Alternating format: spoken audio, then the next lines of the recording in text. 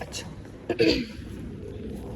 अब हमारे पास जो डिज़ीज़ लिखी हुई है ना, वो है स्पाइनल मस्कुलर एट्रोफी। ये एक डिज़ीज़ है जो कि ऑटोसोमल रिसेसिव डिज़ीज़ है, और इसके अंदर क्या होता है कि मोटर न्यूरॉन्स का लॉस हो रहा होता है। इसके अंदर स्पाइनल मस्कुलर एट्रोफीज़ होती हैं, मतलब कि आपके जितने भी स्पाइनल मसल्स हैं, अपर लिम्ब के हैं या लोअर लिम्ब के हैं, वो आहिस्ता आहिस्ता उनकी एट्रोफी होती जाती है, मतलब उन ख़त्म होते जाते हैं, ठीक है। इसके अंदर क्या है कि ये सिलेक्टिव पहले लोअर मोटर न्यूरॉन्स को इफेक्ट करता है यूट्राइन पीरियड के अंदर, मतलब जब अभी बच्चा पैदा भी नहीं ना हुआ होता, थर्ड ट्राइमेस्टर के अंदर होता है, तो इसकी फीटल मूवमेंट्स डिक्रीज़ कर देती हैं लोअर लिम्ब में, ठीक है। और फिर क्या होता है, extensive law Aahista Aahista motor neurons, जो लार्ज मोटर न्यूरॉन्स है वो ख़त्म होते जाते हैं, उनकी लॉस होता जाता है, ठीक है। और फिर आहिस्ता आहिस्ता प्रोग्रेशन होकर इसके सिम्टम्स बढ़ते जाते हैं, जो जो पैदा हो जाता है उसके बाद बढ़ते जाते हैं। इसकी हम लोगों ने 3 टाइप्स में डिवाइड कर दिया, इन्फेंटाइल, क्रॉनिक, चाइल्डहुड, और फिर इसकी जो तीसरी टाइप है ना, वो जुवेनाइल है।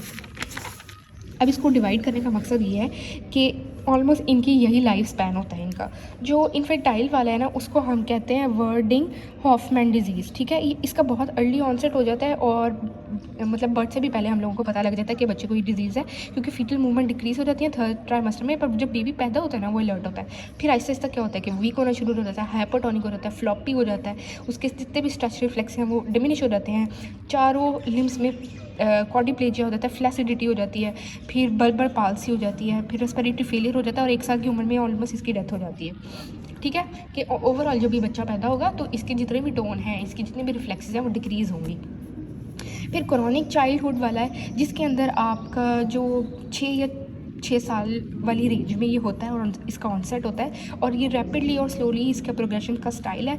शुरू में बहुत फास्ट होता है, मतलब ये देखो कि जब स्टार्ट होता है ना, तो इसकी रैपिड प्रोग्रेशन होती है, मतलब एकदम बच्चा जो है ना वो आपको ढलता नज़र आएगा। फिर उसके बाद इसका एक प्लेटो फेज़ आ जाता है, ठीक है। और इसके जो जितने भी इन्फेंट्स हैं ना, उसके अंदर प्रोग्रेसिव वीकनेस आएगी, और इसके अंदर मोस्टली ना अपर ग्रुप्स इन्वॉल्व हो रहे हैं। स्पॉन्टेनियस मूवमेंट इसकी बच्चे की फिनिश हो जाएगी, फ्लॉपीनेस हो जाएगी, हाइपोटोनिक हो जाएगा। अच्छा, जब आप इस बच्चे को देखेंगे ना, तो इसकी फ्रॉग लेग पोजीशन होगी, बहुत इंपॉर्टेंट है, ये बात याद रखनी है। चाइल्डहुड, क्रॉनिक चाइल्डहुड SMA के अंदर फ्रॉग लेग पोजीशन वाला आ जाता है, कि क्या करेगा कि उसकी हिप्स जो है उसके एबडक्टेड होंगे, बाहर की तरफ होंगे, और जो नीज है उसकी फ्लेक्स होगी, जैसे फ्रॉग लेग हो जाएगा। फिर पैराडॉक्सिकल इसका ब्रीथिंग पैटर्न होगा, क्योंकि इसकी इंटरकॉस्टल मसल्स जो हैं वो वीक हैं बहुत ज़्यादा।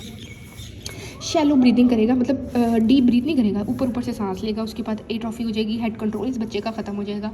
फिर आहिस्ता जब इसकी लेग्स आहिस्ता आहिस्ता इसकी टांगें भी काम करना छोड़ देंगी, और जब अगर हम उसको टॉयज़ देंगे ना, तो हाथों से खेलेगा, पर टांगों का कोई रिस्पॉन्स नहीं होगा। फेशियल एक्सप्रेशन आहिस्ता से कम हो जाएंगे, फिर जब फेशियल एक्सप्रेशन भी कम होंगे, तो फिर वो ड्रूलिंग करेगा, ग्लर्जिंग करेगा, मतलब मुंह की भी कंट्रोल फिनिश हो जाएगा उसका।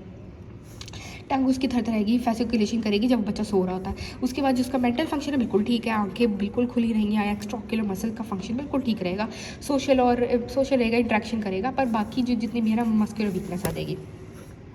फिर जुवेनाइल है, जुवेनाइल को हम कर्गलबर्ग वैंडलर डिजीज़ भी कहते हैं। ये लेट चाइल्डहुड में जाके डेवलप होती है, और जो क्या है कि आहिस्ता आहिस्ता प्रॉक्सिमल लेग की वीकनेस स्टार्ट होती है, और फिर ये फिर आहिस्ता आहिस्ता स्लोली जैसे साल आगे बढ़ते जाते हैं, तो ये बढ़ती जाती है। और इसके अंदर क्या है कि जो बंदा सर्वाइव तो कर जाता है, एडल्टहुड तक जाता है, पर इसके अंदर व्हील चेयर बाउंड हो जाता है, और सोशल और वैसे लैंग्वेज वगैरह सब कुछ सही रहता है। लेट ऑनसेट है और लेट तक जाता है, और थोड़ा सा बच जाता है। फिर इसके अंदर जो है वो जो मिडिल वाला है, वो बच्चा उसका जो सबसे जुवेनाइल है ना, उसमें तो बिल्कुल जो इन्फेंटाइल है ना, उसमें तो बिल्कुल 1 साल में डेथ हो जाएगी। फिर ये 6 साल तक रहेगा, और ये जिसको लेट होगा स्टार्ट, तो फिर वो लेट तक रहेगा। अच्छा, इसके अंदर जेनेटिक टेस्टिंग करा लेनी है आपने, EMG करा लेनी है, और क्रिएटिनिन काइनेज की अमाउंट देख लेनी, क्योंकि वो न्यूरोमस्कुलर डिजीज़ को देखने के लिए यूज़ होती है। सबसे पहले इसमें जो मोस्ट कॉमन बातें हैं ना, वो कि रेंज ऑफ मोशन कम होगी, मोबिलिटी कम होगी, एट्रोफी होगी, फिर मसल टोन कम होगी, फटीग होगी, रेस्पिरेटरी इम्पेयरमेंट कम होगी, और जो डेली की एक्टिविटीज़ है जैसे कि फीडिंग और एम्बुलेशन वगैरह जो है ना, वो बहुत मुश्किल से होगी इस बंदे की। मैनेजमेंट वही क्या है कि आप कुछ कर तो सकते नहीं हो इसके बारे में। आपने जो वही है कि उसका प्रोग्नोसिस एक वाले का बहुत कम है, तीसरे का ये है कि चलो वो व्हील चेयर तक चला जाता है। मिड अडल्टहुड तक। ट्रीटमेंट यही है, आपने इसका सिम्टोमेटिक करना होता है, ठीक है। आपने ऑक्सीजन दे देनी है, एस्पायरेशन से बचाना है, रेस्पिरेटरी इन्फेक्शन से बचाना है, एंटीबायोटिक्स दे देनी है, पल्मोनरी वगैरह के आपने ख्याल रखना है, उसका सिस्टम का सारा आर्टिफिशियल ऑक्सीजन वगैरह देती रहनी है। और फिर अगर स्कोलियोसिस को आपने प्रिवेंट करना है, क्योंकि सही सी बात है, अगर उसके मसल्स की वीकनेस हो रही है तो स्कोलियोसिस हो सकती है। फिर रेस्पिरेटरी फंक्शन को आपने एड करते रहना है, ठीक है। आपने कंट्रैक्शंस को बचाना है। फिर पीटी में आपने सही सी बात है बिल्कुल बेड बाउंड मेरी वाला हिसाब है, नानों की तरह वाला। तो इसके अंदर आपने क्या करना है कि आपने प्रेशर अल्सर दे देना है, स्किन की प्रॉब्लम्स वगैरह को कम कर देना है, उसकी पोजीशन चेंज करते रहना है, फ्रैक्चर्स और स्कोलियोसिस से बचाना है। आपने उसको स्प्लिंट कर देना है, जाहिर सी बात है जहाँ पे इशू आ रहा होगा, रेंज ऑफ मोशन को बढ़ाने के लिए आपने उसकी स्प्लिंटिंग कर देनी है, ठीक है। आपने परकशन और पोस्टल ड्रेनेज करनी है, एयर क्लियरेंस कर देनी है। फिर ऑर्थोटिक और रिस्थेसिस डिवाइसेस वो यूज़ करेगा ही करेगा। स्पीच थेरेपी और ऑक्यूपेशनल थेरेपी वगैरह इस बच्चे की बहुत ज़रूरी है। वही बात है कि आपने पैलिएटिव टाइप केयर करते रहना है, रेस्पिरेटरी इशूज़ से बचाना है, स्किन के इशूज़ से बचाना है। और फिर अगर कोई मतलब बॉडी का इशू है तो आपने उसको स्प्लिंटिंग और असिस्टेड डिवाइसेस दे देनी है।